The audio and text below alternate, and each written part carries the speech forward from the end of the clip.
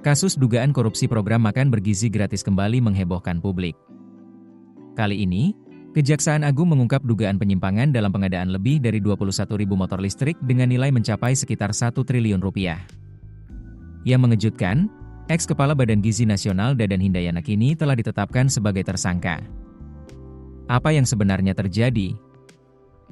Kejaksaan Agung menetapkan ex-Kepala Badan Gizi Nasional atau BGN, Dadan Hindayana, sebagai tersangka kasus dugaan korupsi penyimpangan tata kelola program makan bergizi gratis atau MBG.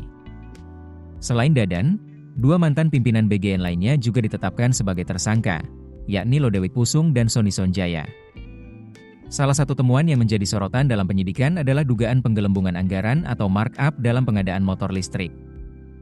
Direktur Penyidikan Jampitsus Kejagung, Syarif Sulaiman Nahdi, mengungkapkan bahwa BGN melakukan pengadaan sebanyak 21.801 unit motor listrik dengan total nilai sekitar 1 triliun rupiah.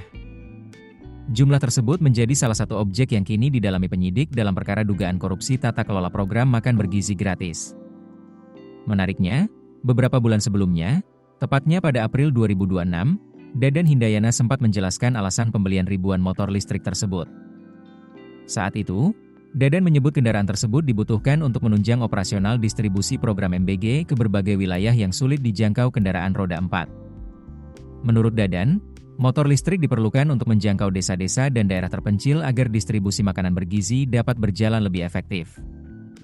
Dadan juga pernah menyatakan bahwa harga pembelian motor listrik yang dilakukan BGN berada di bawah harga pasar. Ia menyebut harga pasar kendaraan tersebut sekitar 52 juta rupiah per unit, sementara BGN mengklaim membelinya dengan harga sekitar 42 juta rupiah per unit. Namun kini, pengadaan tersebut justru menjadi bagian dari penyidikan kasus dugaan korupsi yang sedang ditangani Kejaksaan Agung. Di sisi lain, Menteri Keuangan Purbaya Yudi Sadewa mengungkapkan bahwa anggaran pengadaan motor listrik untuk tahun 2026 tidak lagi dilanjutkan. Menurut Purbaya, setelah mengetahui adanya pengadaan tersebut dalam anggaran sebelumnya, pemerintah memutuskan menghentikan alokasi dana untuk pembelian motor listrik pada tahun ini. Ia menegaskan bahwa anggaran pengadaan kendaraan tersebut telah dipotong dan tidak lagi tersedia dalam anggaran 2026. Kini penyidik Kejaksaan Agung terus mendalami berbagai aspek pengadaan dan tata kelola program makan bergizi gratis untuk mengungkap dugaan penyimpangan yang terjadi. Kasus ini menjadi perhatian besar publik karena menyangkut program nasional yang menyentuh jutaan penerima manfaat di seluruh Indonesia. Benarkah terjadi penggelembungan anggaran dalam pengadaan motor listrik senilai 1 triliun rupiah?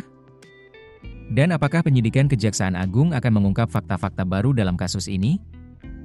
Kita tunggu perkembangan selanjutnya. Jangan lupa subscribe, like, dan aktifkan lonceng notifikasi untuk mendapatkan update berita.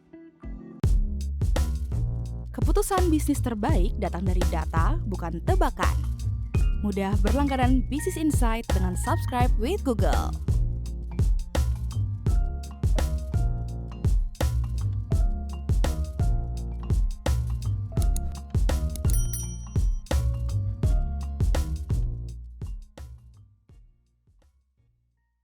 Download aplikasi Kontan sekarang di App Store atau Play Store.